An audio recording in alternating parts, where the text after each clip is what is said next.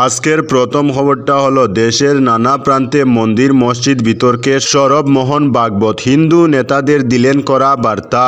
দেশের নানা প্রান্তে চলতে থাকা মন্দির মসজিদ বিতর্কে এবার সরব হলেন আরএসএস প্রধান মোহন ভাগবত। দেশের নানা প্রান্তে বিভিন্ন মসজিদের সমীক্ষার দাবি তুলে আদালতের দ্বারস্থ হচ্ছেন ছোট বড় নানা আকারের হিন্দুপন্থী সংগঠন কিংবা কোনো হিন্দু নেতা বা ব্যক্তি। উদ্দেশ্য একটাই, সেই মসজিদের স্থানে কোনো যুগে মন্দির ছিল কি না তা যাচাই করে দেখা। এর জেরে সম্প্রতি দেশের নানা প্রান্তে অশান্তি, সাম্প্রদায়িক হিংসা পর্যন্ত ছড়িয়েছে। এই বিষয়টি নিয়ে এবার মুখ খুললেন আরএসএস প্রধান। পুনেতে বিশ্বগুরু ভারত শীর্ষক এক অনুষ্ঠানে গিয়ে স্পষ্ট করে বললেন, এই ধরনের ঘটনা একেবারেই গ্রহণযোগ্য নয়। আজকের পরবর্তী খবরটি হলো শেষ সংসদের শীতকালীন অধিবেশন। জেপিসিতে পাঠানো হলো এক দেশ এক ভোট বিল। তুমুল হট্টগোলের মধ্যে শেষ হলো সংসদের শীতকালীন অধিবেশন। পূর্ব ঘোষণা মতেই এক দেশ এক ভোট সংক্রান্ত দুটি বিল পাঠানো হলো যৌথ সংসদীয় কমিটি জেপিসিতে। পাশাপাশি এদিন অমিত শাহ আম্বেদকর ফ্যাশন মন্তব্যে সরগরম ছিল সংসদ চত্বরে দীর্ঘক্ষণ বিক্ষোভ দেখায় বিরোধী শিবির। পাল্টা সংসদ চত্বরে বিক্ষোভ দেখান বিজেপি সাংসদরাও। সরগরম পরিস্থিতির মধ্যে অধিবেশন শুরুর পরই তা মুলতবি করে দিতে হয়। চলতি অধিবেশনের শেষ কাজ হিসেবে এক দেশ এক ভোট সংক্রান্ত দুটি বিল জেপিসিতে পাঠানো হয়েছে। এক দেশ এক ভোট এর যৌথ সংসদীয় কমিটির সদস্য সংখ্যা বাড়িয়েছে সরকার। প্রথমে ঘোষণা করা হয়েছিল জেপিসিতে মোট 31 জন সদস্য থাকবেন, কিন্তু পরে ছোট রাজনৈতিক দলগুলিও এই কমিটিতে প্রতিনিধিত্ব দাবি করে, ফলে জেপিসির সদস্য সংখ্যা বাড়িয়ে করা হয় 39। ওই যৌথ সংসদীয় কমিটিকে 90 দিনের মধ্যে এই বিল নিয়ে বিশদে আলোচনা করে রিপোর্ট দিতে বলা হয়েছে। তবে কমিটির মেয়াদ বাড়ানো হতে পারে। শীতকালীন অধিবেশনের শেষ দিনে রাহুল গান্ধীর বিরুদ্ধে স্বাধিকার ভঙ্গের নোটিশ দিয়েছেন বিজেপি সাংসদ নিশিকান্ত দুবে। আজকের পরবর্তী খবরটি হলো শিলচরেও কংগ্রেসের মিছিল আটকে দিল পুলিশ, উত্তপ্ত পরিস্থিতি, আটক। গৌহাটির পর শিলচরে প্রতিবাদী মিছিল আটকানোর সময় পুলিশ ও কংগ্রেস কর্মীদের মধ্যে ঠেলাধাক্কায় উত্তপ্ত পরিস্থিতি সৃষ্টি হয়। গৌহাটিতে আন্দোলনে পুলিশের লাঠিচার্জ ও টিয়ার গ্যাস কাণ্ডের প্রতিবাদ ও কংগ্রেস কর্মী মৃদুল ইসলামের হত্যার ন্যায় তদন্তের দাবিতে শুক্রবার শিলচরেও মিছিল বের করে জেলা কংগ্রেস। জেলা সভাপতির নেতৃত্বে কয়েকশো কংগ্রেস কর্মীর মিছিল বের হলে পুলিশ আটকে দেয়। তাদের আটক করে পুলিশ। এদিন সর্বধর্ম সভা ও শ্রদ্ধাঞ্জলি অনুষ্ঠান শেষে শিলচর জেলা কংগ্রেস কার্যালয় থেকে প্রতিবাদী মিছিল বের হওয়ার সময় কার্যালয়ের সামনে কাছার পুলিশ আটকে দেয় মিছিলটি। এতে তুমুল সংঘর্ষের সৃষ্টি হয় পুলিশ ও কংগ্রেস কর্মীদের মধ্যে। এরপর পুলিশ তাদের আটক করে নিয়ে যায়। জেলা সভাপতি অভিজিৎ পাল গৌহাটি ঘটনার তীব্র ভাষায় নিন্দা ও ধিক্কার জানান এবং কংগ্রেস কর্মী মৃদুল ইসলামের হত্যার সঠিক তদন্ত দাবি জানান তিনি।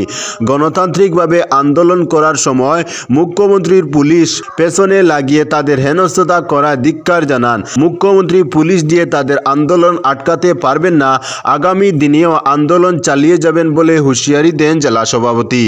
আজকের পরবর্তী খবরটি হলো গৌহাটিতে কংগ্রেসের প্রতিবাদে বাধা, আটক ভূপেন রিপুন। গৌহাটিতে কংগ্রেসের প্রতিবাদে বাধা পুলিশের। মানবেন্দ্র শর্মা ভবন থেকে দিশপুর অভিমুখে মিছিল নিয়ে রওনা দিয়েছিলেন দলের নেতাকর্মীরা। হাতিগাঁও পুলিশ থানার সামনে থেকে ভূপেন বরা ও রিপুন বরাকে আটক করে। অন্যদিকে রিপুন বরাকে বশিষ্ঠ থানায় নিয়ে যাওয়া হয়। ভূপেন বরা অসুস্থ বলে জানা গেছে। আটকের পর ভূপেন বরাকে 10ম পুলিশ ব্যাটালিয়নের অফিসে নিয়ে যাওয়া হয়। ভূপেন বরাকে আটক করে নিয়ে যাওয়ার সময় গাড়ির সামনে শুয়ে পড়েন কর্মীরা। বিপুল সংখ্যক বিক্ষোভকারীরা ব্যারিকেড ভাঙার চেষ্টা করে। বেশ কয়েকজন বিক্ষোভকারী ও প্রত্যক্ষদর্শী আহত হয়েছেন। আজকের পরবর্তী খবরটি হলো আম্বেদকরের অপমান মানছি না, মানব না। প্রতিবাদ জানিয়ে ব্লকে ব্লকে মিছিলের কর্মসূচি ঘোষণা মমতার। আম্বেদকর ইস্যুতে প্রতিবাদ আরও জোরালো করল রাজ্যের শাসক দল তৃণমূল কংগ্রেস। সংসদীয় প্রতিবাদে মুখর হয়েছেন তৃণমূল সাংসদরা। এবার রাজ্যে পথে নামছে তৃণমূল কংগ্রেস।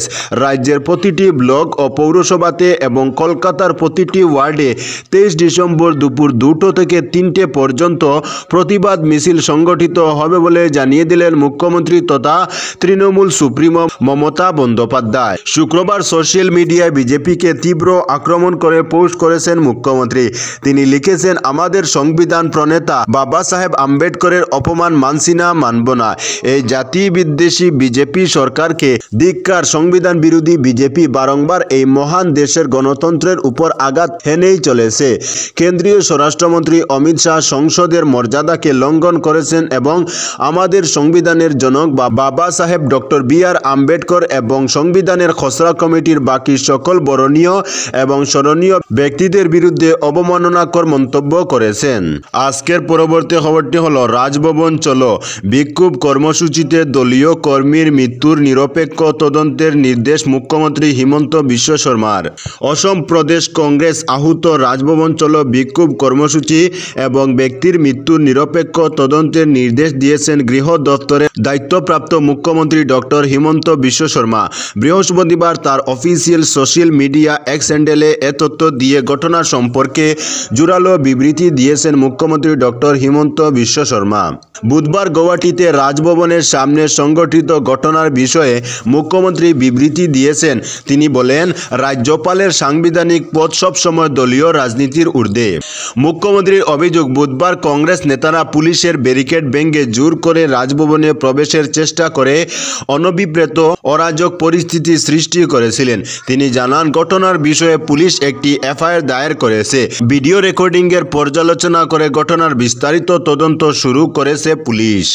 মুখ্যমন্ত্রী আরও জানান, সরকার সিদ্ধান্ত নিয়েছে এখন থেকে রাজভবনের আশেপাশে কোনো ধরনের বিক্ষোভ কর্মসূচি পালন করতে দেওয়া হবে না। প্রতিবাদ ও বিক্ষোভের জন্য আলাদা এলাকা নির্ধারণ করা হয়েছে। বিক্ষোভ ও প্রতিবাদ প্রদর্শনকারীদের ওই এলাকায় তাদের কর্মসূচি সংগঠিত বা পালন করতে হবে। আজকের পরবর্তী খবরটি হলো, বাগায় সেতুর নিচে নদীতে বাহন ছড়িয়ে রয়েছে মৃতদেহ, সফল মক ড্রিল। বাগা বাজারের সেতুর নিচে নদীতে 4 চাকার বাহন ছড়িয়ে রয়েছে মৃতদেহ। এ নিয়ে সোশ্যাল মিডিয়ায় ভাইরাল হতেই এক চাঞ্চল্য সৃষ্টি হয়েছে। তবে সেটা কোনো দুর্ঘটনা নয়, একটি ঘটনা। পুরো ঘটনাটি পূর্ব পরিকল্পিত অর্থাৎ মক ড্রিল। বৃহস্পতিবার অসম রাজ্য দুর্যোগ ব্যবস্থাপনা কর্তৃপক্ষ এবং সহযোগিতায় কাছাড় জেলা দুর্যোগ ব্যবস্থাপনা কর্তৃপক্ষের আয়োজিত কাছাড় জেলায় বন্যা দুর্যোগ প্রস্তুতির উপর একটি রাজ্য স্তরের মক এক্সারসাইজ ছিল। যারা জানেন তারা আনন্দ নিয়েছেন, অজানা লোকেরা আতঙ্কিত হয়ে পড়েন। কিভাবে ঘটেছে তার খোঁজ নিতে শুরু করেন। বিশেষ করে ওই এলাকার সাংবাদিকরা বিপাকে পড়েছিলেন। একের পর এক ফোন পৌঁছে তাদের কাছে। যখন মক ড্রিল বলে জানা যায় তখন স্বস্তি আসে। আজকের পরবর্তী খবরটি হলো, সৌদির তাপমাত্রা বিরাজ করছে -3 ডিগ্রিতে। মধ্যপ্রাচ্যের মরুর দেশ সৌদি আরবে বিরল আবহাওয়া বিরাজ করছে। দেশটিতে যেখানে বছরের অধিকাংশ সময় প্রচণ্ড গরম থাকে, সেখানে তাপমাত্রা নেমে গেছে শূন্যের নিচে। বর্তমানে সৌদির তাপমাত্রা বিরাজ করছে -3 ডিগ্রি সেলসিয়াসে। দেশটির গ্রামীণ ও মরু এলাকাগুলোতে ঠান্ডার প্রকোপ বেশি। অন্যদিকে গত শুক্রবার এক পূর্বাভাসে এনসিএম জানিয়েছে 15 ডিসেম্বর থেকে শৈত্যপ্রবাহ শুরু হয়েছে সৌদি আরবে। দেশটির কোনো কোনো স্থানে তাপমাত্রা শূন্যের নিচে -3 ডিগ্রিতে নেমে গেছে। আর গত সোমবার থেকে দেশটির রাজধানী রিয়াদ, মক্কা, মদিনা, আল কাসেম সহ উপকূলীয় অঞ্চলেও তাপমাত্রা একই অবস্থা। দেশটিতে শৈত্যপ্রবাহ চলাকালে জরুরি প্রয়োজন ব্যতীত জনসাধারণের বাড়ির বাইরে বের না হওয়ার পরামর্শ দিয়েছে আবহাওয়া অধিদপ্তর। আজকের পরবর্তী খবরটি হলো, পৌষ মেলায় বাঙালির কৃষ্টি সংস্কৃতি জড়িত, বললেন উত্তর করিমগঞ্জের বিধায়ক কমলাক্ষ দে পুরকাইস্ত। পৌষ মেলায় বাঙালির কৃষ্টি সংস্কৃতি জড়িত, বাঙালিদের অন্যতম উৎসব হিসেবে ধরে রাখার আহ্বান জানালেন বিধায়ক কমলাক্ষ দে পুরকাইস্ত। শুক্রবার কাটলিছড়ায় 3 দিনের পৌষ মেলার উদ্বোধন অনুষ্ঠানে এই আহ্বান রাখেন তিনি। চালমাস বিদ্যালয়ের মাঠে মেলা সূচনা করেন প্রধান অতিথি আসাম বিশ্ববিদ্যালয়ের বাংলা বিভাগের প্রধান ডক্টর বিশ্বতোষ চৌধুরী ও মুখ্য অতিথি কমলাক্ষ দে পুরকাইস্ত। মুখ্য অতিথি বিধায়ক কমলাক্ষ দে পুরকাইস্ত বলে বলেন, পৌষ মেলা বাঙালিদের অন্যতম উৎসব হিসেবে ধরে রাখতে হবে। এই মেলার মাধ্যমে বাঙালির কৃষ্টি সংস্কৃতি জড়িত। তাই বরাক উপত্যকার 3 জেলার মধ্যে কাটলিছড়ায় 3 দিনের পৌষ মেলা আয়োজন প্রশংসনীয়। আজকের পরবর্তী খবরটি হলো, শ্রীভূমি করিমগঞ্জ জেলার ভোটার তালিকার সংশোধনীর খোঁজ নিলেন অবজারভার।